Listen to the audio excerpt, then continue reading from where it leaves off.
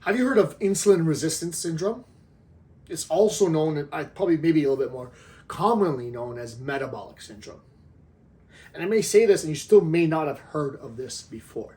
And what is it? It's a cluster of conditions. It's a cluster of risk factors. And it would seem like every one of these risk factors that you have, it adds up in terms of the likelihood and the risk of some level of heart disease. And it is considered a cluster of conditions, and in order for you to officially have metabolic syndrome, according to a doctor, you have to have 3 or more of these conditions.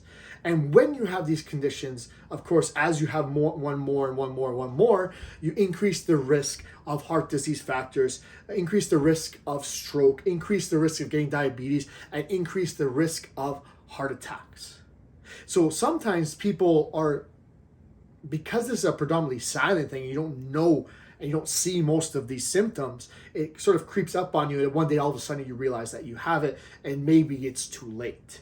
And the problem with this is that you might have 1 or 2 of these on their own, and maybe your doctor hasn't mentioned it. Maybe you haven't really looked into potentially the risk of it being more. And it could be as simple as having a little bit of a bigger waist and high blood pressure. Okay, no big deal. But then as soon as you get one more of those risk factors, now you have metabolic syndrome, and you're likely on the road for something a little bit more serious. So what are the conditions that you can have? There's 5 conditions that are considered. Again, having 3 or more is considered metabolic syndrome.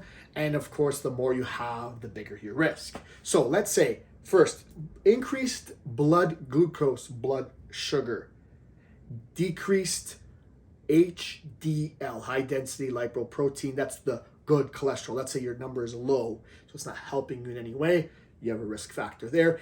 Increased triglyceride levels. That's the fat in your blood. Increased waist circumference. That is the circumference around your waist above the crest, the hip bones, and increased blood pressure. So these things, if you have 3 or more of these things, and each one of them, of course, have their numbers, and you should be looking this up if this is something that you might be concerned about. But the more you have of these, the more likely you are to have something a little bit more serious with heart disease. But the cool thing is sometimes just attacking one thing helps to help them all. And it would seem like improving your nutrition in some way is going to help you. Blood pressure and HDL are more influenced by cardiovascular activity, so zone 2 activity. So if you focus on doing your zone 2 cardio and just improving nutrition a little bit, you probably knock out majority of those risk factors. So get out there, look at the big rocks that we've talked about, and you will decrease and lessen the risk of heart disease and these risk factors, these risk conditions, simply by getting enough zone 2 cardio. That's 150 minutes per week minimum of moderate to vigorous activity, and just starting to improve your nutrition, getting to a calorie deficit, and these things automatically start coming down. Your blood pressure will improve, your waist circumference is going to improve, your triglycerides, your HDL is going to improve from the cardio, and you're going to be better at getting rid of sugar from your blood. So it's fairly simple and straightforward, but it is a silent condition in most people as they age start to develop. So get ahead of it.